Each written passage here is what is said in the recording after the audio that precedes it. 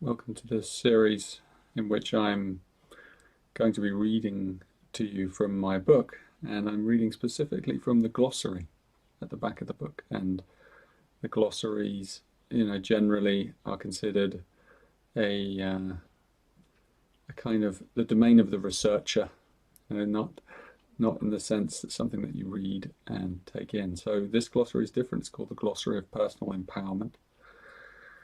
And it's a very potent, growing glossary. The terms in here are the terms that underlie the whole gene keys. So as we enter into those terms and we understand them one by one, so they become very potent inside us, because as we learn to listen to them and imbibe them, we're literally retraining our mental body to see things in a different way.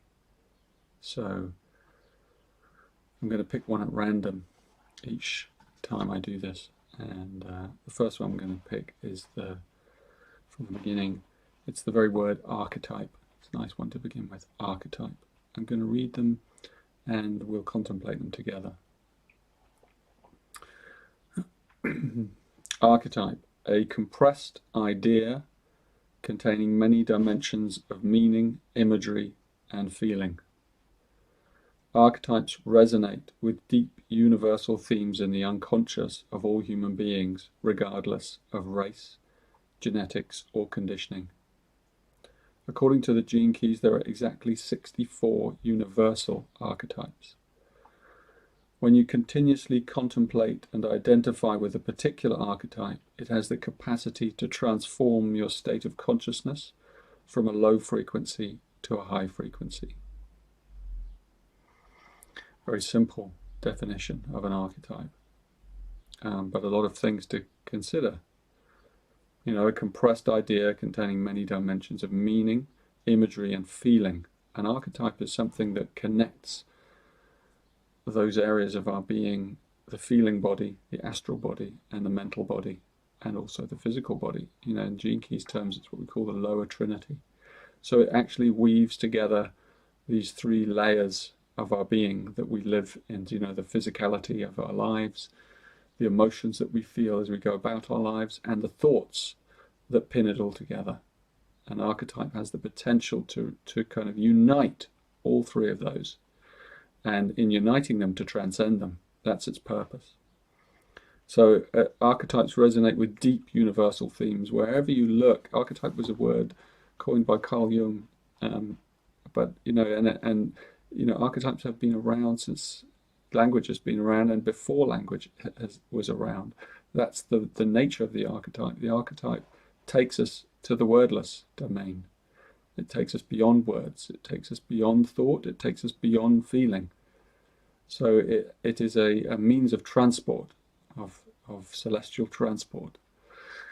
The gene keys are a set of archetypes. They are the archetypes underpinning creation, and because of the formula embedded in the gene keys, these 64 archetypes, the suggestion is that those are the primary archetypes of all being, and you can condense those down. You can condense the 64 into 16, and you can condense those 16 into 4, and then you can even contain those 4 into 3 and then 1. So there are ways of kind of organizing archetypes, but the 64 seems to be embedded in so many things. In my introductory materials, you learn about that. The 64 is the foundation of our genetic code.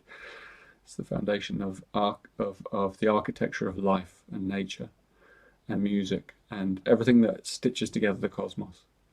So, according to the gene keys, there are exactly 64, and each one of the gene keys is one of those. So if you take the gene key 62 and you contemplate that, you're actually contemplating an entire stream of information, data, that leads you into the past and the future.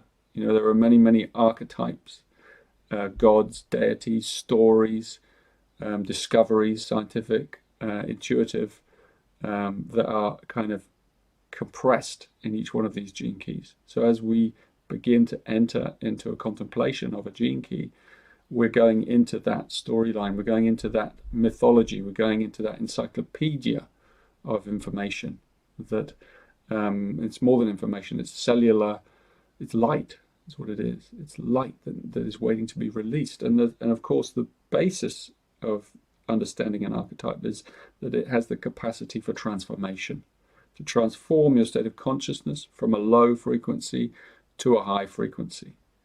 And part of that is to understand the nature of an archetype. So a dream, for example, you have a nightmare. You're grappling with an archetype in your unconscious. These are embedded in our unconscious. It says here, deep universal themes lodged in the unconscious of all human beings, regardless of race, genetics, or conditioning. They transcend all that.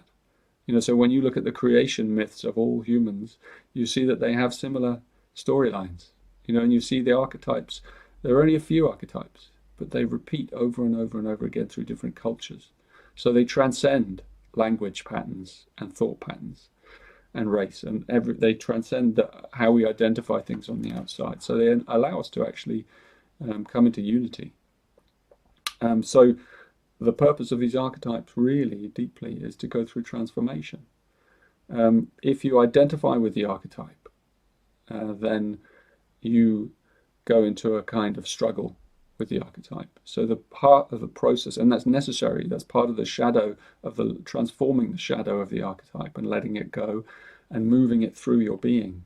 So in that dream, perhaps you are fully identified with that archetype, that whatever it was, that horror, that fear, that then became a symbol. It might be a snake or a kind of cataclysm or something, that threatens you, that's moving through your unconscious. And then as you bring it out and you begin to identify it in your everyday life, perhaps it's in your relationships, perhaps it's a belief system lodged in you from childhood or even before, it's ancestral in some way. It's deeper than that even. And so your purpose is to then move these through and to identify them and let go of them. And that's the process of working with the gene keys. It's what it's all about, to shift the frequency. The frequency is how we hold the archetype. So if we and how we allow it to hold us.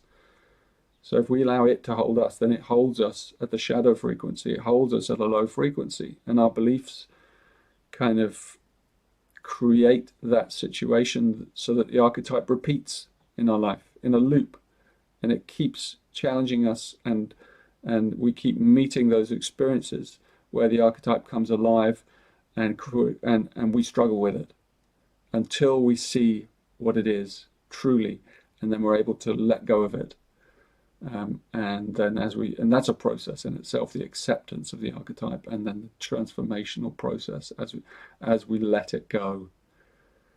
And as we let it go, then our frequency shifts and we become more buoyant. We literally go up a layer. We've dropped some baggage that we brought to this karma that we brought with us.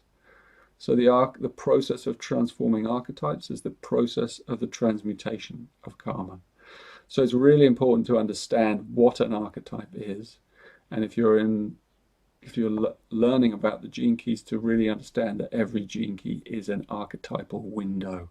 It is a lens, and if you go deeply into that lens, you will find all the stories and all the myths and all the ghouls and demons and all the angels, and all of those things are embedded in each one of them. And as we expand our understanding of the gene keys and the different correspondences, we get to see all that being played out, and we get to see it around us, and then the gene keys become this pantheon that enables us to identify archetypes and therefore move through them and transform them more easily. And that's the road to freedom. So, a nice one to begin with.